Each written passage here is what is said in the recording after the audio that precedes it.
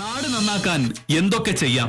Joseph sir എന്നോട് പറയുക, നമ്മുടെ നാട്ടിൽ 4-5 ലക്ഷം സർക്കാർ ഉദ്യോഗസ്ഥന്മാരുണ്ട്. അവർക്കൊന്നുമില്ലാത്ത സാമൂഹ്യ പ്രതിബദ്ധതയാണ് മോഹനേശ്വരുള്ളത് എന്ന്. ഒരു വില്ലേജ് ഓഫീസർ ആഫീസ് ജോലി മാത്രം ചെയ്താൽ മതിയോ? നമ്മുടെ നാട്ടിൽ കുടിയന്മാരുടെ എണ്ണം ഓരോ ദിവസം കഴിയുന്തോറും കൂടി വരികയാണെന്ന് എനിക്കറിയാലോ. ബാറുകൾ അടച്ചുപൂട്ടിയിട്ടും പിന്നെയും കൂടുകയാണ്.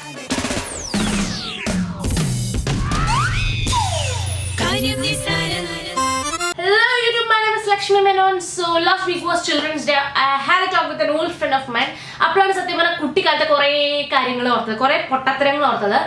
നമ്മൾ കുട്ടിക്കാലത്ത് ശരി എന്ന് വിചാരിക്കുന്ന പല കാര്യങ്ങളും വലുതായി കഴിയുമ്പോൾ നമുക്ക് മനസ്സിലാവും തെറ്റാണെന്ന്. So that is this whole video is gonna be about my childhood myths. ഞാൻ ഡയറ്റ് എടുക്കാറില്ല. പിന്നെ ഇവരെ ഡയറ്റ് എടുത്തിട്ടില്ല. ഡയറ്റ് എന്ന് പറഞ്ഞാൽ എന്താ? ഞാനിപ്പോ ബർഗർ കഴിച്ചുകൊണ്ടിരിക്കുക.